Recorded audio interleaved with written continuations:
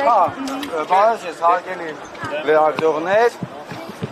սկսենք ձեր հարցերից, նախ եւ առաջ ձեր հարցերին պատասխանենք, հետո Պարոն Կարագյոզյան, այստեղ եք եւ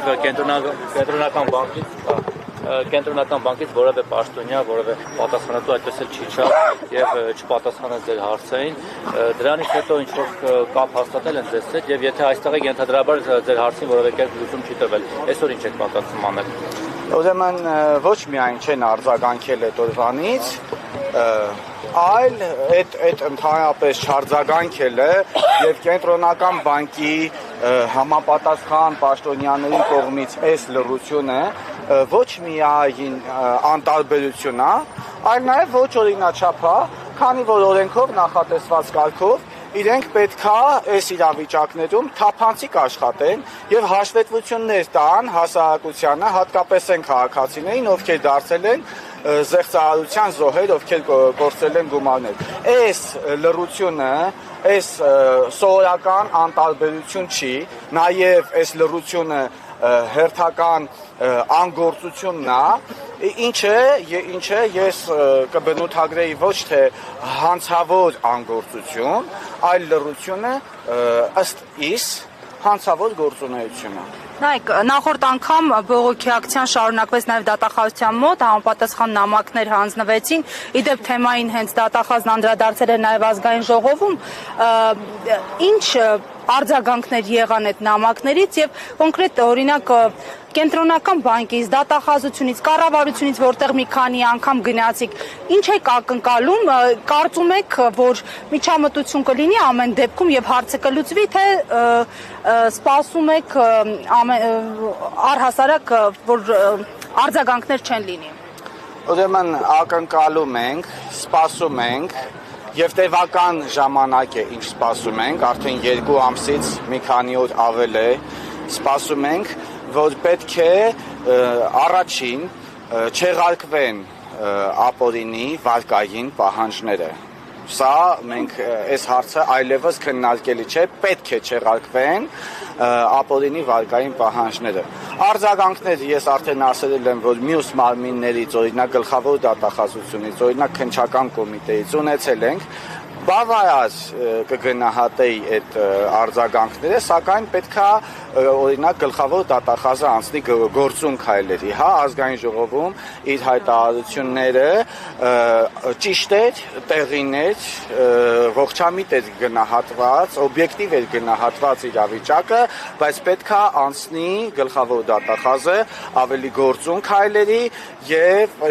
նորից եմ պնդում, որ բանկերի զեղծարարությունների պատճառով չպետքա տուժի եւ չպետքա վնաս կրի հաճախորդը։ Ինչ նկատի ունեք, որ ասում եք, որ գործուն քայլերը, որոնցությունը Ինչ պետք է, որտեղ իրավական դաշտում եթե նայենք, պարոն Կարագյոզյան, բանկերն են ասում, թե չգնայիք, ուշադիր լինեք, չտրվեք այդ գայթակղությանը, օրինակ վարկ չձևակերպեք ձեր անունով։ Չէ, այս վարկերի լծակները ո՞րն է ազդող։ Բանկերի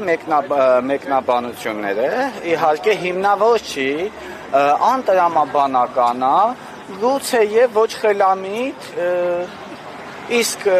դրա պատասխանատուն արդեն կենտրոնական բանկն էր, որ պետքա համակարգեր, դե հիմա դուք էլ եք տեսնում հարգելի լրագրողներ, կենտրոնական բանկը պետքա աշխատեր, պետքա հաշվետվողականություն ունենա, պետքա թափանցիկություն ունենա, պետքա ոչ թե մենք գնանք սենյակներում ինչ-որ քննարկումներ անենք, որոնք մնան անհետևանք, իրանք պետքա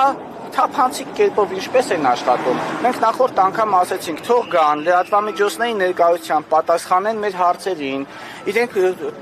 թափանցիկություն պետք է ունենան եւ այս հարցերին պատասխանելով իրանք կկարողանան իրենց պարտավորությունները գոնե այդքանով կատարել, ինչը Հայաստանի Հանրապետության քաղաքացիների ֆինանսական իրավունքների պաշտպանությունն է, ինչը իրանց գործառույթների տիրույթում է եւ եթե չեն անում, ուրեմն գլխավոր դատախազությունը այստեղ արդեն անելիքներ ունի։ Սա անգործություն է, ասեմ, օրենքով նախատեսված կարգով, ինչ են անում անգործության դեպքում, պետքա սա անի գլխավոր դատախազությունը։ Եվ ես տեղեկացնեմ, որ այստեղից մենք շարժվելու ենք, մարդու իրավունքների պաշտպանի գրասենյակ, որովհետև այդ լռությունն էլ մեզ դուր չի գալի։ Պարտադիր չի, որ քաղաքացին գնա իրանց դուռը, դիմի իրանց, չէ՞ որ մենք պնդում ենք եւ իրականությունը այդպես է։ Հայաստանի Հանրապետությունում տեղի ա ունեցել թալան, Հայաստանի Հանրապետությունում տեղի ա ունեցել զանգվածային հանցագործություններ, քաղաքացիների իրավունքները խախտված են, խախտվում են ամեն քայլափոխի բանկերում, հա։ Այստեղ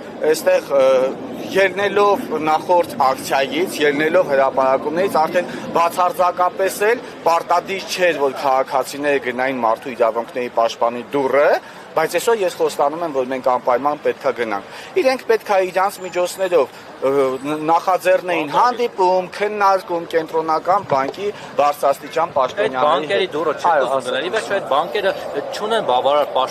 պաշտպանական համակարգ, որպեսզի այն քաղաքացիները, որոնք նույնիսկ լավ չեն տիրապետում այդ գործիքակազմին եւ կարող են տրվել գայթակղություններ եւ գնալ ինչ-որ հողումներով եւ միլիոնավոր դրամների վնասնել, իրենք չկրեն։ Ի վերջո դուք տալիս եք հստակ բանկերի անունները, ID բանկը, Արչին բանկը եւ Ինեկո բանկը եւ մյուս բանկերի հաճախորդները օրինակ այդպիսի խնդիրների առաջ չեն կանգնում։ Կանգնում են, մյուս բանկերն էլ են կանգնում։ Այդքան հաճախորդների առաջ եւ այստեղ խոսքը չի գնում միայն ու միայն վարկերի մասին։ Հա, այստեղ խոսքը գնում է ընդհանրապես բանկերում տեղի ունեցած զեղծարարությունների մասին, որը նաև հետևյալն է։ Օրինակ քաղաքացի ունենք, որ իր ավանդային գումարներն են գողացել, եւ այդ մասին նաև ես հենց այսօր եմ ստացել ահազանգ, ուրեմն այս գողացված գումարները ներողություն, այս պահին չեմ հիշում, բայց հեսա քաղաքացուն դեմքով կտեսնեմ, դուք եք։ Ուրեմն ես միտքս վերջացնեմ, ձերը Արշին բանկում։ Կան էլի բանկեր, որ այդ վերը նշված ցուցակի մեջ չեն, բայց ես արդեն ասել եմ, որ 17 բանկերում էլ տեղի են ունենում զեղծարարություններ, պարզապես այդ 3 բանկերը առանձնանում են, հա, թվականակով եւ այստեղ նաեւ խոսքը գնում է ընդհանրապես զեղծարարությունների մասին։ Առաջին այն գումարների մասին, որը գողացվել է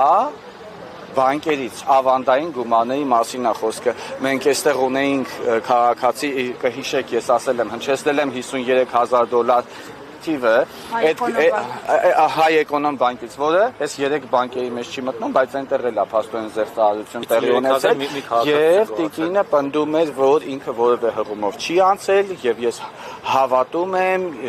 համոզիչ է համենայն դեպս, ոնց են գողացել, այդ հարցերին պետք է պատասխանի կենտրոնական բանկը, այդ հարցերին պետք է պատասխանեն բանկերը, իսկ այդ պատասխանները լղոզված են նվաղ, ինչ որ ես կուզեի դուք որևէ կերպով խմբավորել եք կենտրոնական բանկ ներկայացնելու համար, որպեսզի այնտեղ տեղեկատվական անվտանգության բաժնից որևէ այլ բաժնից դրանց տրվեն արդեն մասնագիտական պատասխաններ, միգուցե նաև